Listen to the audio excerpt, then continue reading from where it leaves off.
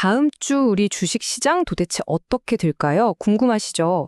오늘은요, 아주 흥미로운, 어쩌면 시장의 상식을 완전히 뒤집는 그런 역발상 투자 전략을 한번 제대로 파헤쳐 보려고 합니다. 자, 오늘 우리가 살펴볼 내용들인데요.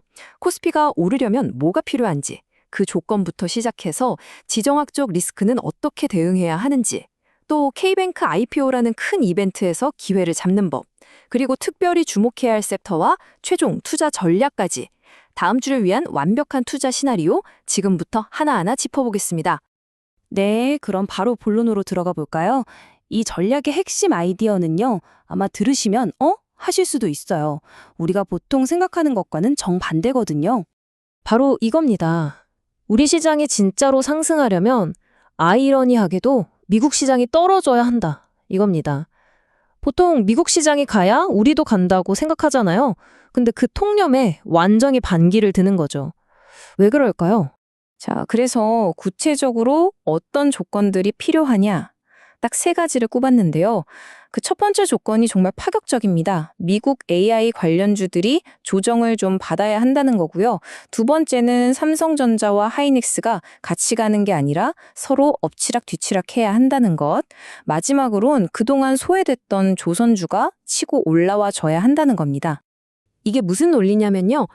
역디커플링이라고 부르는데 미국 AI 쪽에 너무 과열돼서 거품이 좀 빠지잖아요. 그럼 미국 기업들이 돈이 많이 드니까 투자를 줄이겠죠.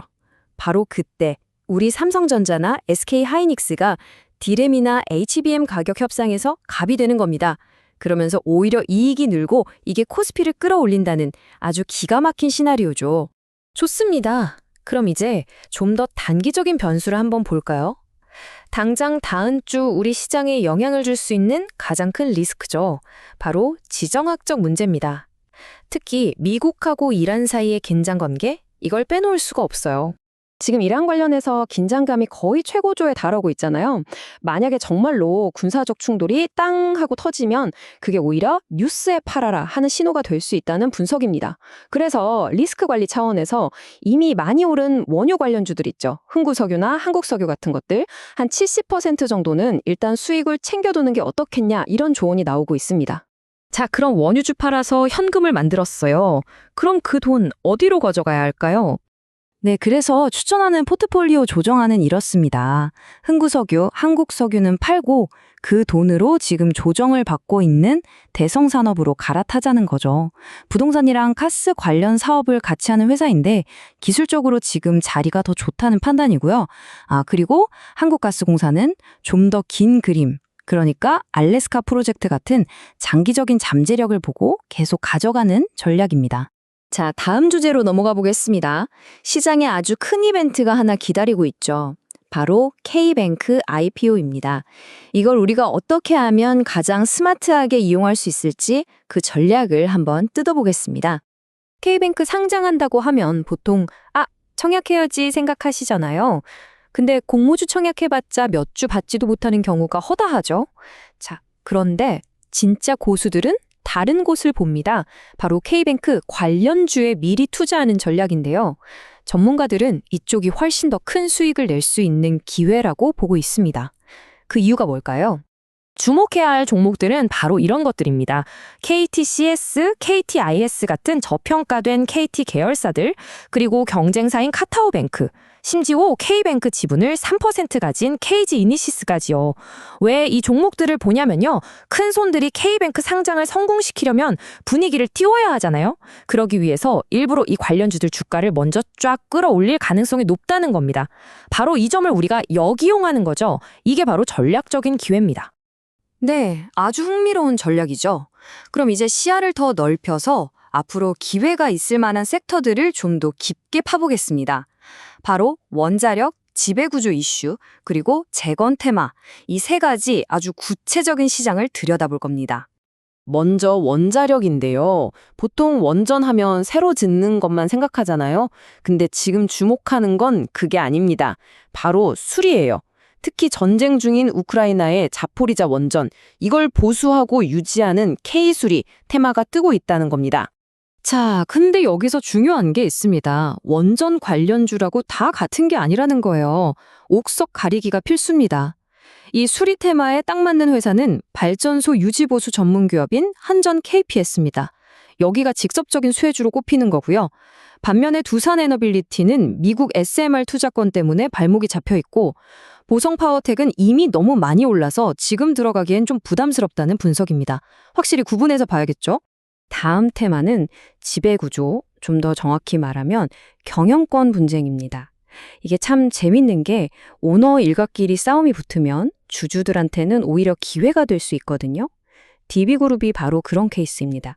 지금 DB그룹 상황을 보면 김남우 회장이 아버지랑 누나랑 경영권을 두고 다투는 모양새인데요. 이게 그냥 집안 싸움이 아닙니다. 금융제국을 건 아주 큰 싸움이죠. 근데 여기서 중요한 변수가 뭐냐면 김남우 회장 뒤에 차병원 쪽이라는 강력한 우군이 있다는 겁니다. 그래서 이 게임에서 아들이 이길 가능성이 높다고 보는 거고, 그렇다면 지주사인 DB잉크의 가치가 올라갈 수밖에 없다는 분석입니다. 자, 이제 마지막 테마입니다. 바로 우크라이나 재건인데요. 언젠가 전쟁이 끝나고 평화가 찾아오면 이 재건 사업에서 한국 기업들이 정말 큰 역할을 할 거라는 기대감이 아주 높습니다. 재건 사업이 시작되면 제일 먼저 뭐가 필요할까요? 바로 집 짓고 길 닦고 통신망 까는 거겠죠? 그래서 주택 관련해서는 SY, SG, 인프라는 도화 엔지니어링, 통신은 다산 네트워크스 같은 기업들이 가장 먼저 수혜를 볼 것으로 꼽히고 있습니다. 그리고 원자재 쪽에서는 포스코 인터내셔널이 있는데 이건 이미 좀 올랐으니까 한 10% 정도 조정받을 때를 노려보는 게 좋다는 의견이네요. 자, 이렇게 여러 가지 기회들을 살펴봤는데요. 그럼 이 변동성 큰 시장에서 우리는 대체 어떻게 포지션을 잡아야 할까요? 최종 전략을 정리해 보겠습니다. 가장 중요한 원칙, 결론부터 말씀드릴게요. 바로 현금입니다, 현금. 어떤 일이 있어도 내 투자금의 최소 30%는 현금으로 들고 있어야 한다는 겁니다. 이게 정말 중요합니다. 그럼 이 현금을 왜 들고 있냐? 그냥 묵혀두려는 게 절대 아니죠. 이게 바로 우리의 총알입니다. 시장이 갑자기 이유 없이 폭락할 때가 있잖아요. SK하이닉스 같은 우량주가 하루에 막 7%, 10%씩 빠질 때, 바로 그때 남들은 공포에 질려 던질 때 우리는 이 현금으로 싸게 주워 담는 겁니다. 위기를 기회로 만드는 거죠. 네, 지금까지 여러 전략을 이야기했는데요. 이 모든 것을 떠나서 우리가 투자를 하면서 단 한 가지, 절대로 잊지 말아야 할 원칙이 있습니다. 그게 뭘까요? 오늘 말씀드린 내용들은 시장을 보는 하나의 관점이고 여러분의 투자에 참고가 될 수 있는 전략일 뿐입니다.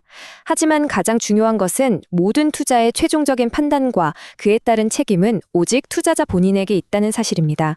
이 점 꼭 기억해 주시고요. 오늘 함께해 주셔서 정말 감사합니다.